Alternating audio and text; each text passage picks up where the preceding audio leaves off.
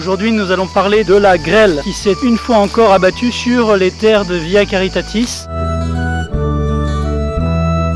C'était le soir de Notre-Dame des Sept Douleurs, le 15 septembre. Quelques jours avant les vendanges du millésime 2021, nous avons pris sur l'ensemble des terres des deux monastères un terrible orage de grêle, laissant les raisins en assez mauvais état. C'était donc l'histoire d'un millésime qui fut un millésime du gel au mois d'avril et puis de la grêle au mois de septembre. Millésime que nous avons voulu garder en mémoire par la signature de nos vins, Vox Frigoris, la voix du gel, et Lux Grandinis, la lumière de grêle.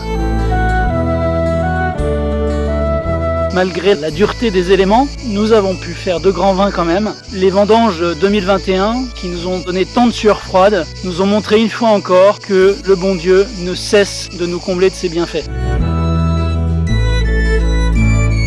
C'était une fois encore un jour de grande fête, la fête du Sacré-Cœur. Alors que le Père Prieur donnait sa bénédiction finale pour la fin de la messe, une pluie torrentielle s'est mise à tomber et très vite, la grêle s'est glissée parmi les gouttes. En une minute, on sait que tout peut être anéanti. Très vite après la pluie, les moines sont descendus voir l'état du vignoble. Ce sont des grêles qui nous ont fait perdre une partie de la récolte, mais qui n'ont pas abîmé les bois. Des plaies de grêle, c'est toujours dangereux. Sur des matinées avec un peu de rosée, ça peut facilement se transformer en pourriture. Cette pourriture peut contaminer l'ensemble de la grappe. Donc nous avons décidé d'intervenir rapidement dans les 12 heures qui ont suivi la grêle pour mettre une application de silice en particulier, avec un peu de cuivre aussi. Le cuivre a un pouvoir asséchant. La silice qui a un pouvoir nettement cicatrisant, en même temps un peu de soufre pour continuer la lutte contre l'oïdium. Le vigneron est toujours un homme qui est en train de sauver sa récolte. Elle est toujours menacée, il faut intervenir parfois très vite. Les résultats sont plutôt très bons, les plaies sont toutes cicatrisées. Nous avons fait exprès de laisser aussi des secteurs qui étaient moins atteints sans traitement de silice. Ces secteurs-là ont aussi pas mal cicatrisé puisque le vent, le soleil nous ont bien aidés, ce sont quand même les meilleurs alliés.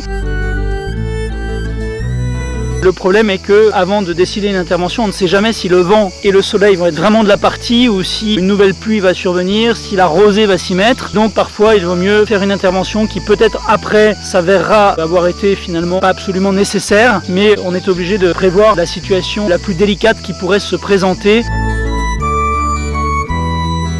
L'année dernière, la grêle avait été beaucoup plus difficile. Elle était survenue sur des raisins qui étaient gorgés de jus. C'était à 3 jours des premières vendanges. Elle avait éclaté des baies qui étaient presque mûres dans une situation de fin de cycle de la vigne où la météo, évidemment, n'est plus du tout celle du mois de juillet. Il n'y avait pas de mistral, il y avait des humidités matinales, des températures qui étaient parfaites pour le développement des champignons, ce qui nous a obligés à être dans le vignoble quasiment heure par heure, tous les jours, pour voir l'évolution de chaque parcelle et décider d'intervenir pour vendanger des parcelles qui visiblement ne pouvaient plus tenir.